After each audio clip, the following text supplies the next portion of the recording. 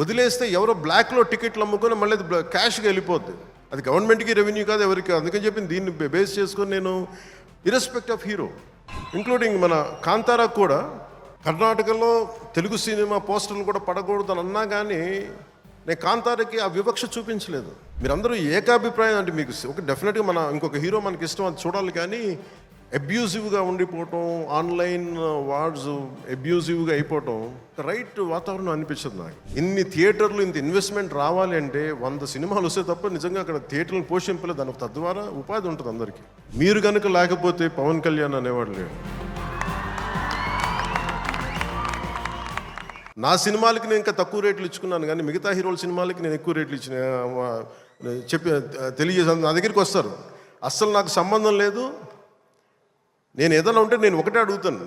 ఆంధ్రప్రదేశ్కి ఏదైనా సినిమాలు వచ్చి మిగతా హీరోలు నిర్మాతలు వచ్చినప్పుడు నేను ఒకటే అడుగుతాను, మీరెవ్వరూని దేహి అనకండి దయచేసి. మీరు దేహి అంటూ నాకు మీరు ఎంత కష్టపడి తీస్తారో నాకు తెలుసు.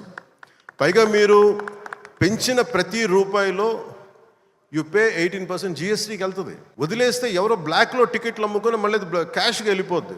అది గవర్నమెంట్కి రెవెన్యూ కాదు, ఎవరికి. అందుకని చెప్పి దీన్ని బేస్ చేసుకొని నేను ఆంధ్రప్రదేశ్కి ప్రత్యేకించి అది ప్రభుత్వం ఎన్డీఏ ప్రభుత్వం కాబట్టి నేను మనస్ఫూర్తిగా ఇర్రెస్పెక్ట్ ఆఫ్ హీరో, పుష్ప కావచ్చు, లేదంటే మన జూనియర్ ఎన్టీఆర్ గారు కావచ్చు, మహేష్ గారిది కావచ్చు. మహేష్ గారు వచ్చిన రిలీజ్ అయిందో లేదో తెలియదు కానీ నాకు ఈ మధ్యకాలంలో ఏ సినిమా వచ్చినా కానీ, ఇంక్లూడింగ్ కల్కి ప్రభాస్ గారి కావచ్చు, ఇంక్లూడింగ్ మన కాంతారా కూడా కర్ణాటకలో తెలుగు సినిమా పోస్టర్లు కూడా పడకూడదు అని అన్నా కానీ నేను కాంతారాకి ఆ వివక్ష చూపించలేదు. అదే మనది భారతదేశపు సినిమా, అది ఎక్కడైనా ఆడాలి. ఇది ఇది ఇది మన ఒక్కరిది కాదు, ఇది మన అందరం బాగుండాలని కోరుకుంటాం. సో అలాంటిది ఈ సినిమా, ఈ కలెక్షన్స్ ఇవన్నీ ఏంటంటే నాకు ఆ పిచ్చి లేదు. నాకు నా సినిమా పిచ్చి కలెక్షన్ ఏముంటుంది, దాన్ని అన్నిటిని దాటి అలా ఏం ఉండదు. ఏంటంటే సినిమా బాగుంటే ప్రేక్షకులే 10 సార్లు చూస్తారు, 100 సార్లు చూస్తారు. మన చేతిలో ఉన్నది పని చేయడం.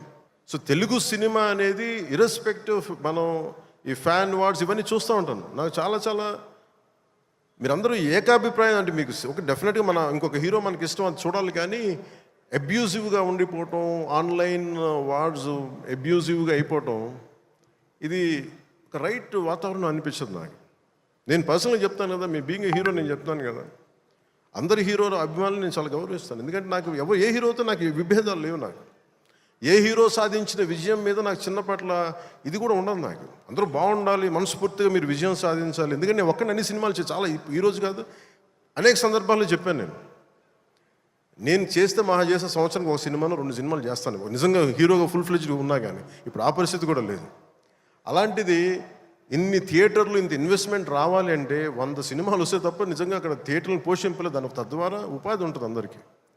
అందుకని సినిమాలు బాగుండాలి, అందరూ చూడాలని కోరుకుంటాను తప్ప దాంట్లో మన సినిమా కూడా ఆడాలని నేను కోరుకుంటాను. ఒక హీరోగా నా ఒక ధర్మం, నా ప్రొడ్యూసర్స్ బాగుండాలని కోరుకుంటాను.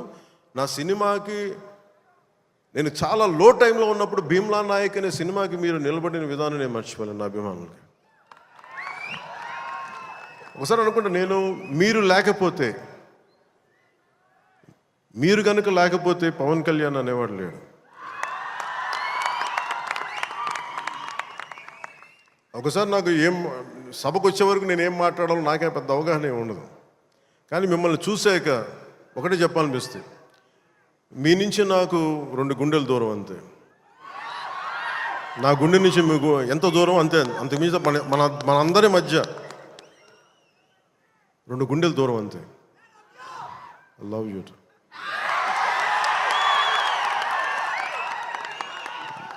నేను సినిమా చేసినప్పుడు ఒకటే కోరుకుంటా, మీకు పవన్ కళ్యాణ్ సినిమా చూసినప్పుడు ఎలా ఉండాలి అని కోరుకుంటానంటే ఎంటర్టైన్మెంట్ ఉండాలి. ఆర్ట్ సినిమాలో ఉండకూడదు, కొంచెం ఎంటర్టైన్మెంట్ ఉండాలి, చిన్న ఉత్సాహం రావాలి, చిన్నపాటి సామాజిక అవగాహన స్పృహ ఉండాలి, దేశం మీద చిన్నపాటి భక్తి ఉండాలి, భక్తి పెంపొందించేలా ఉండాలి.